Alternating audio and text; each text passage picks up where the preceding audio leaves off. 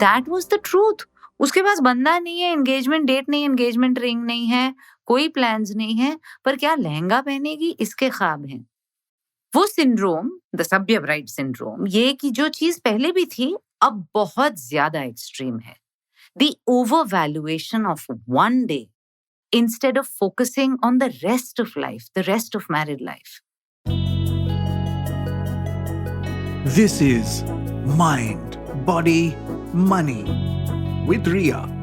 Presented by GMAX Studios. Produced by RMWP.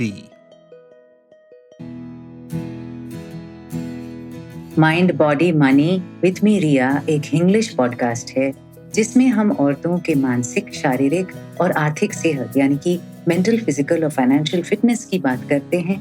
आपके पास भी अगर कोई सवाल हो आप लिख सकते हैं mindbodymoneypodcast@gmail.com पर। जवाब देंगे हमारे panel of experts. My name is Nupur Paiva. I'm a psychotherapist and clinical psychologist, and I am the mind part of this podcast. मेरा नाम अंकिता कालसी है। I am a Pilates movement instructor. मैं इस पॉडकास्ट की फिजिकल फिटनेस और body aspect cover कर रही हूँ। Hi, I'm Ritu Sood Mathur. I'm an ex-banker and an independent financial planner. I am the money part of this podcast.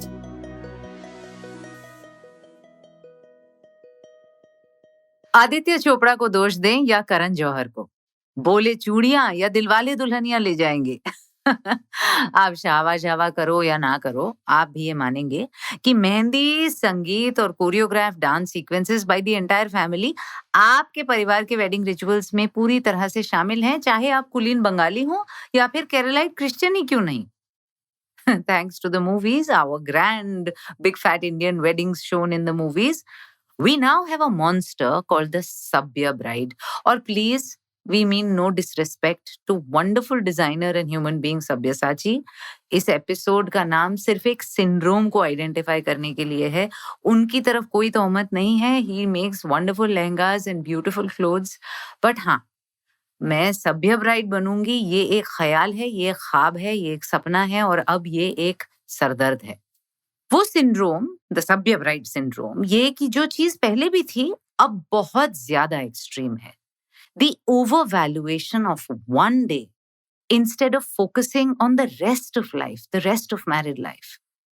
एक दिन की अहमियत आप क्या जानो रमेश बाबू, पर शादी माय डियर तो पूरी जिंदगी निभानी है।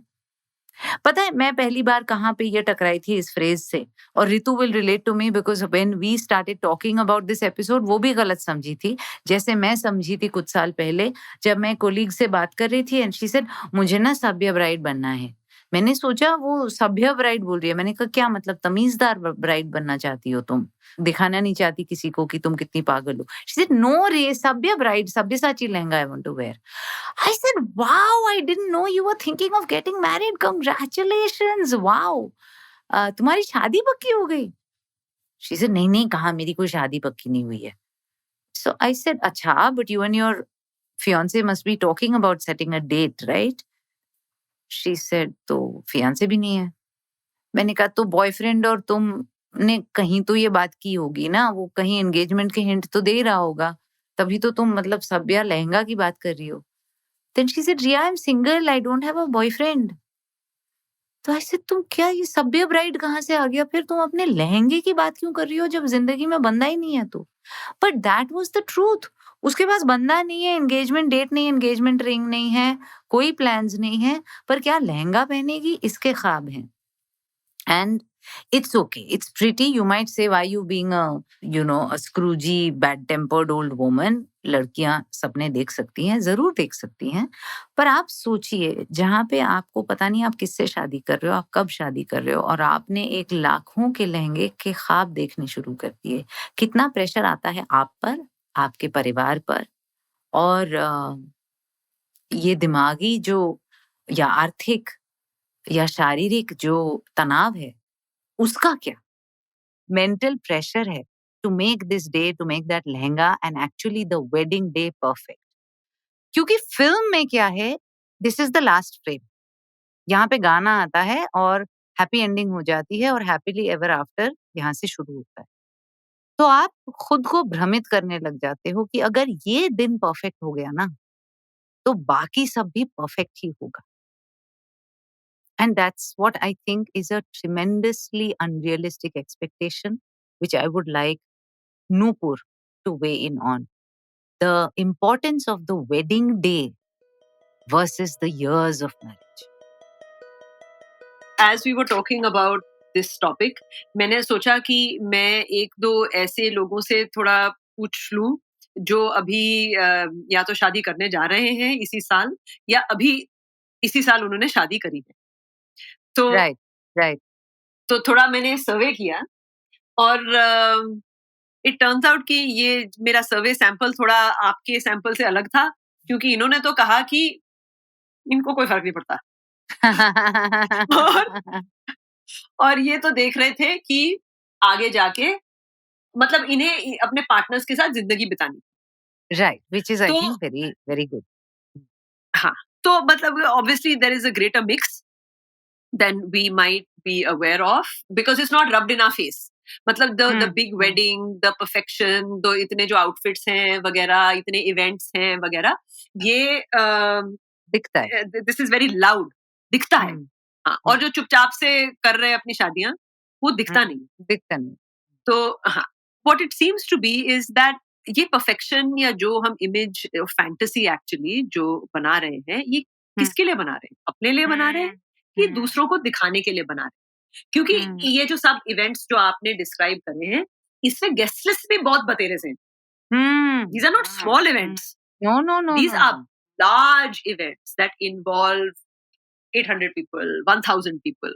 जी, और full rehearsals और choreographers और पता नहीं क्या-क्या। हाँ, तो ये इसमें फोकस कौन है? इसमें फोकस आप हो, आपका जो आपके पार्टनर हैं। इमर्जिंग कपलहुड है, या आपकी फैमिली है, या दो फैमिलीज जो जुड़ रहे हैं उन पर है, कि ये फोकस दिखावे पर है? और अगर हाँ दिखावे पर है, तो देख कौन रहा है? Because what you are describing is a spectacle. और इतना प्रेशर, इतना टेंशन, इतना लोड खुद पे, फिजिकली, और फाइनेंशियली, इतना मेंटली, एब्सोल्युटली साइकोलॉजिकली, या एक दिन के लिए क्या ये ये हम जरूरी किसके है? लिए कर रहे हाँ, करेक्ट, ये सवाल हैं? पूछते एंड रहना चाहिए। बिल्कुल, एट एवरी स्टेज। क्योंकि हमारा जो प्रीवियस एपिसोड था उसमें हमने जनरेशन ज़ी और अवेयरनेस अबाउट एनवायरनमेंट वगैरह की बात करी। ऐसे जो इवेंट्स हैं, frankly they are Yeah. Environmental disasters. Disasters. Yes. Ankita, I'm Yeah. sure, has a strong point of view on that also. What you're doing to the Yeah. ecology in that one day or that run up of those 4-5 days is criminal. It is. तो कितना waste है? Fine, even if you are extremely wealthy and you need to park your wealth somewhere and you need to spend it in some way, ठीक है, but waste कितना है, emissions कितने हैं? Or coming to the mind, I mean, the pressure on every single mind involved with this. It's, I think, ये PTSD हो सकता है इस दिन के बाद तो लोगों को। थोड़ा, I think, just to chill a bit and take it a bit easy and enjoy your own wedding. I have had to tell friends कि तुम्हारी शादी है, थोड़ा सा enjoy कर। इतनी थोड़ा सा। टेंशन ले रहे हो। हाँ, थोड़े हाँ। मतलब ये नहीं आया, वो नहीं हुआ, ऐसा नहीं हुआ, रिहर्सल नहीं किया, लहंगा, दुपट्टा, ये वो। मैंने कहा एंजॉय कर लो, शादी कर रहे हो यार, जंग पे नहीं जा रहे हो। बिल्कुल। Ankita, crash diets, starvation, punishing hair removal, crazy body sculpting, plastic surgery, fillers, botox, experimental unction और ointments और पता नहीं क्या लेप, यहाँ तक तो हाइमेन रिकंस्ट्रक्शन। बॉडी पे इस एक दिन का क्या असर पड़ता है, just for that one day and that one night? Isn't it unhealthy? It's absolutely unhealthy. And जैसे कि नुपुर ने हमें काफी बताया है already, it takes a huge emotional, stressful toll on your mind, on your family's mind, and on your body. Completely. हम बहुत fitness, बहुत प्रोफेशनल्स देखते हैं कि ब्राइड्स आती हैं 4 महीने, 3 महीने, कभी-कभी 2 महीने पहले, कभी-कभी 1 साल पहले फुल्ली प्रिपेयर्ड कि यार मेरी शादी हो रही है और अब मुझे 20 किलो कम करने हैं। ऐसी भी ब्राइड्स होती हैं जिन्हें शायद वज़न कम करने की ज़रूरत ही नहीं होती, पर उन्हें एब्स चाहिए। मुझे लहंगा पहनना है, मनीष मल्होत्रा का लहंगा पहनना है और मुझे एब्स चाहिए। मुझे वो साड़ी पहननी है जो कटरीना कैफ ने अपनी शादी में पहनी थी और मुझे उसी तरह लगना है। तो मैं अपने बाल करा रही हूँ, मैं अपनी शायद जैसे आपने बताया अपनी बॉडी स्कल्पटिंग करा रही हूँ। मुझे ये समझ में नहीं आता कि ये अपनी शादी की अनाउंसमेंट के पहले क्यों जगते नहीं? ऐसे भी लोग हैं जिन्हें जिन्हें पता होता है कि ये मेरा लाइफ़स्टाइल है, ये मुझे अपनी पूरी लाइफ़ के लिए चाहिए। मुझे ऐसी बॉडी, ऐसी फिटनेस, शायद ऐसा अच्छा स्किन, शायद ऐसे अच्छे बाल हमेशा चाहिए। वो ऑफ कोर्स उसका काम काफ़ी लॉन्ग टर्म होता है, बहुत सारे लाइफ़स्टाइल चेंजेस करने पड़ते हैं, बहुत सीड्स खाने पड़ते हैं, फ्रूट्स खाने पड़ते हैं, काफ़ी सारा जंक फूड बंद करना पड़ता है, बट लॉन्ग टर्म में it is much better for your health. What we also see a lot कि 4 महीने के लिए काफ़ी वर्कआउट कर लेते हैं एंड मोस्ट ब्राइड्स ये एकदम गोल ओरिएंटेड चैलेंज प्रोग्राम जैसे हो जाता है उनके लिए। They have to achieve it, they have to achieve it और 90% लोग अचीव कर भी लेते हैं क्योंकि उनका इतना स्ट्रेस होता है कि कुछ भी कर आके वो कर लेंगे। बट लाइक यू सेड, ये अगर लाइफ का गोल हो रादर देन वेडिंग डे का गोल, तो कितना अच्छा हो। बहुत अच्छा हो क्योंकि उसके बाद में जो आपके रेपरकशंस होते हैं उनसे शायद एस्केप कर पाओ बिकॉज मोस्ट ब्राइड्स ज्यादा से ज्यादा दुल्हने जैसे हम बोलते हैं वो शादी के 1 दिन बाद या 2 महीने बाद या 3 महीने बाद काफ़ी अलग लगने लगती है। जो उन्होंने 4 महीने या 6 महीने या 1 साल लगाया, अपनी इतनी मेहनत की अपनी बॉडी के ऊपर, अपने माइंड के ऊपर, शायद अपने दाँतों पे, बालों पे, स्किन पे, पर वो पोस्ट शादी क्या होता है? वो शायद नहीं होता। तो ये सिर्फ़ टैग है शादी का।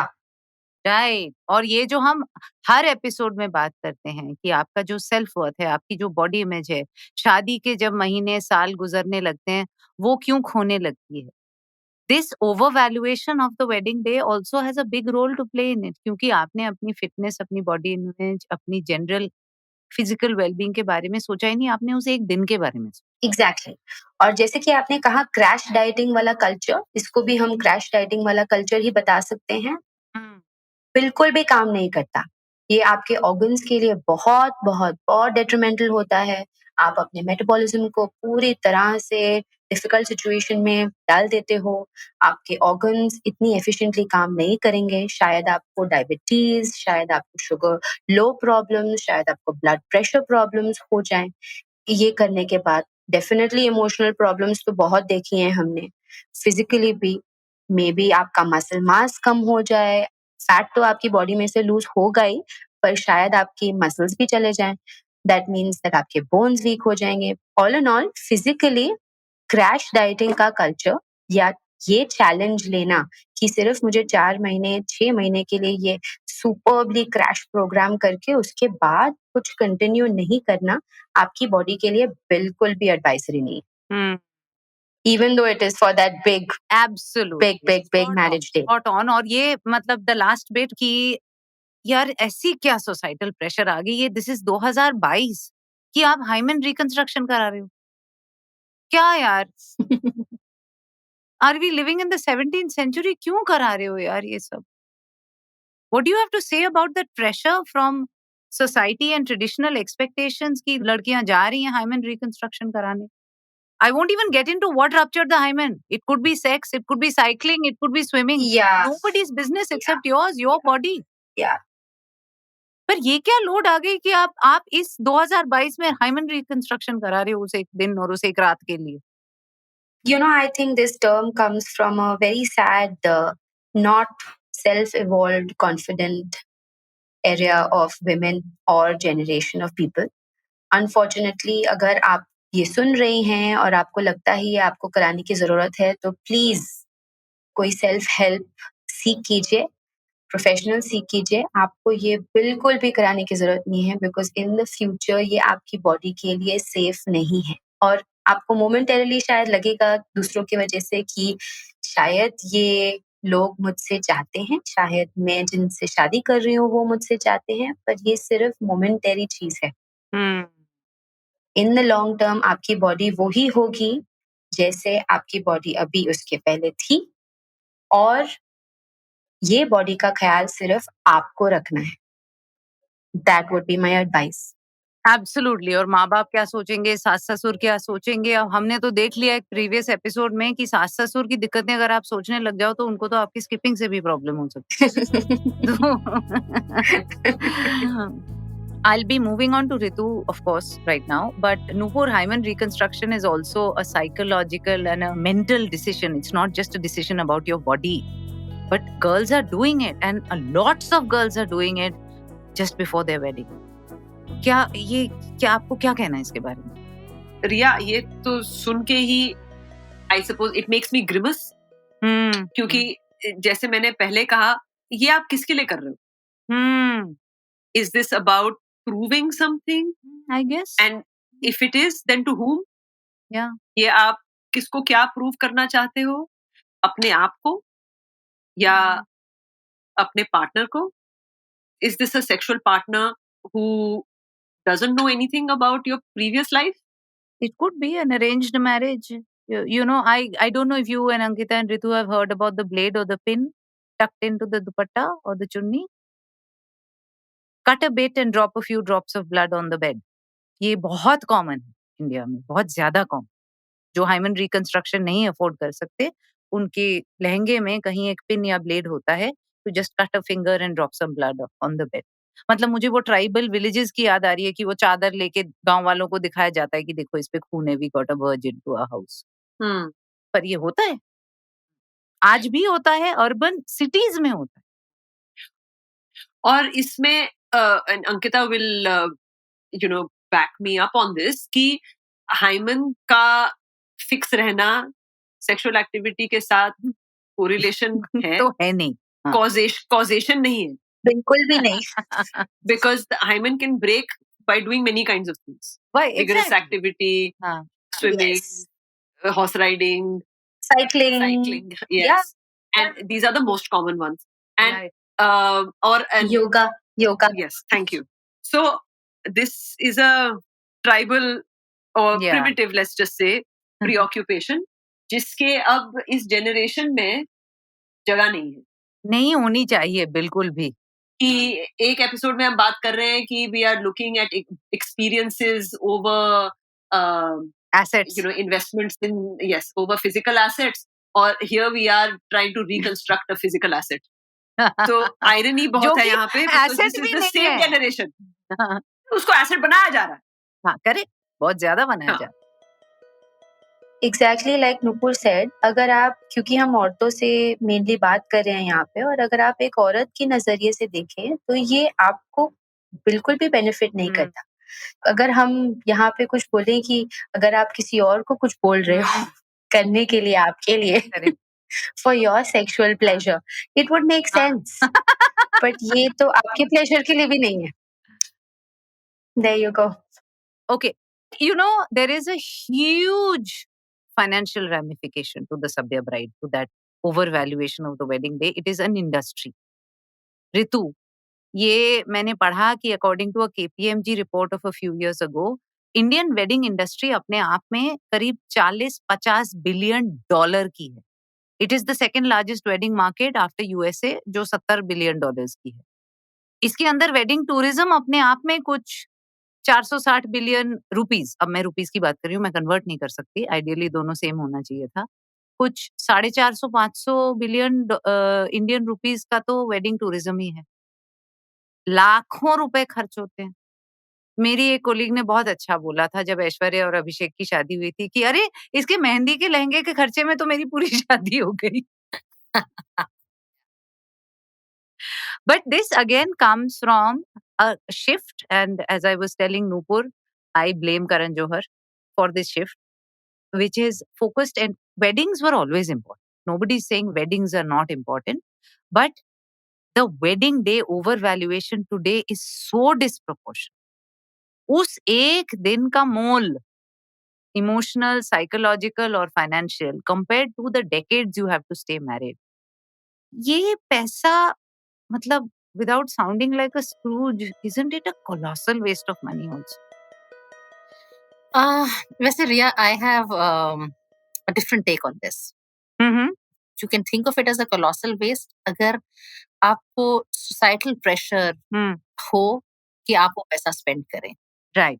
और अगर वो नहीं हो, मतलब to some extent तो शायद हम सब सोसाइटी में रहते हैं, अपनी अपनी जिसकी भी अपने चारों बगल के लोग हमारी सोसाइटी कंप्राइज करते हैं, तो सबके कुछ ना कुछ तो खैर प्रेशर्स होते ही हैं. Hmm. एंड वेडिंग में शायद जरूर पेरेंट्स को या फैमिली को वो प्रेशर्स फेस करने पड़ते हैं. Hmm. एक होता है कि आपने वेडिंग के ऊपर स्पेंड किया है, आपके पास है नहीं और आपने कर्जा लेके स्पेंड किया.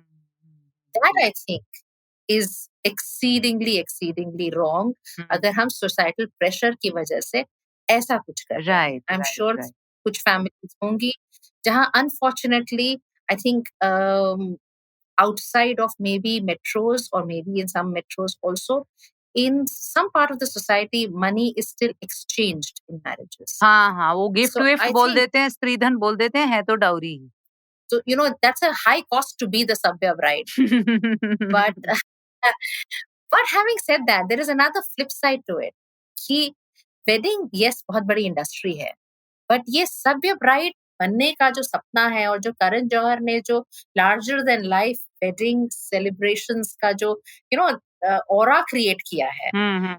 the fun and frolic around the sangeet and everything provides a lot of revenue to a lot of people. Lots of employment, also- lots of revenue, lots of micro economies surviving on that. बिल्कुल सही. ऐसा ही नहीं colossal waste है, क्योंकि वो हाँ भी तो करेक्ट. कोई किसी का हाँ. किसी और का घर चल रहा है, हाँ. क्योंकि यहाँ पे इतनी बड़ी तरीके से शादियां हो रही हैं, तो करण जौहर को ये भी सही है, ये बिल्कुल तो सही. करण जौहर को हम थैंक भी कर सकते हैं. माइक्रो इकोनॉमी क्रिएट कर दिया है करण जौहर ने. बिल्कुल कर दिया है, right? लेकिन आप जितना इम्पोर्टेंस अपनी वेडिंग डे को आपने अपने लुक पे और सब पे खर्च करना चाहती हैं, if you are financially independent, go for it. I think it's a day when all lights are on you. आप ही वो ऐश्वर्या राय हैं, या आप ही वो काजोल हैं, या आप ही वो जो भी आलिया भट्ट है, आप ही वो हैं आप उस दिन के लिए, राइट? तो अगर आप फाइनेंशियली इंडिपेंडेंट हैं तो क्यों नहीं, मतलब आप अपने वेडिंग डे को रॉयल बना सकती हैं. लेकिन अगर आप इतने एम्पावर्ड नहीं हैं, आपकी फैमिली के फाइनेंसेस बहुत ड्रेन होते हैं, चाहे ब्राइड या ब्राइडग्रूम, आप किसी बेटे की शादी करें या बेटी की शादी करें, शादी में कुछ ना कुछ तो खर्चा होता ही है. चाहे आप उसको करण जौहर लेवल पे करें, चाहे आप उसको मॉडेस्ट लेवल पे करें, शादी में खर्चा होता है.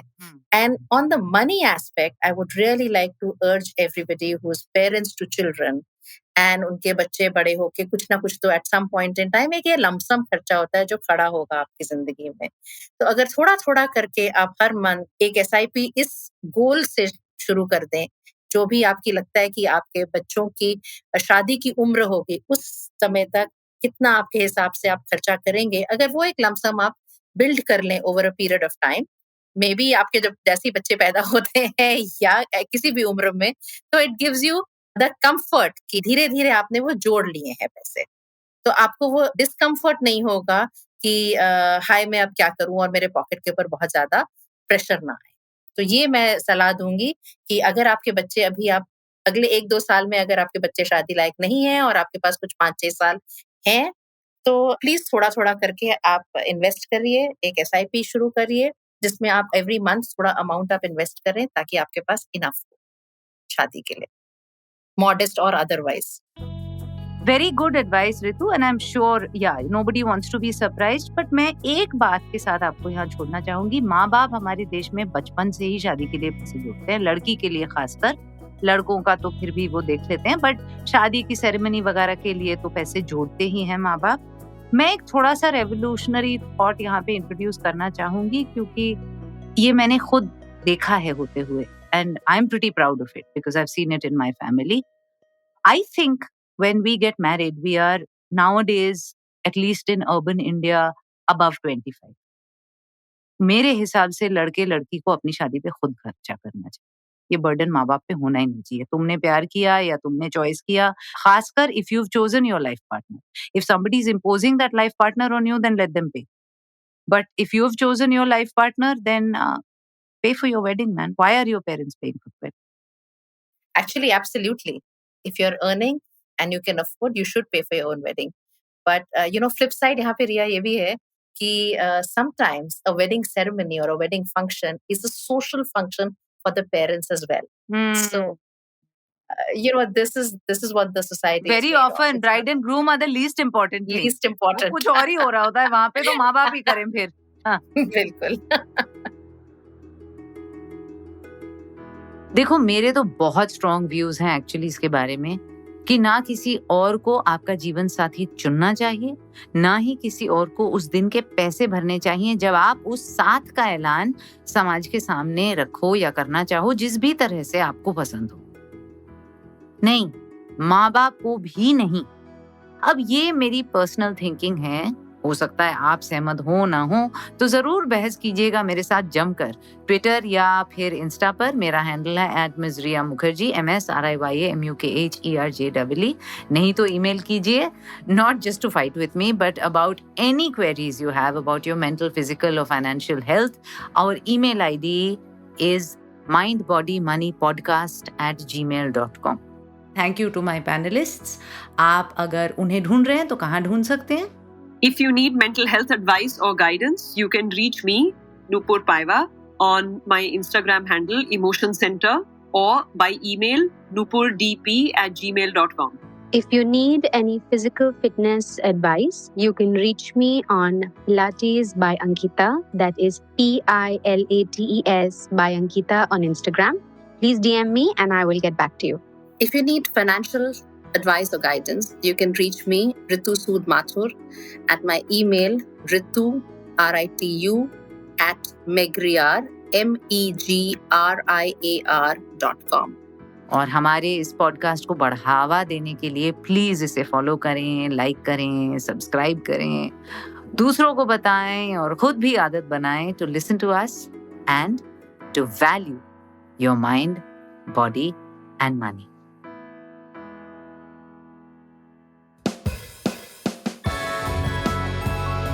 That was Mind, Body, Money with Riya, presented by GMAX Studios. This podcast was produced by RM Word Pictures.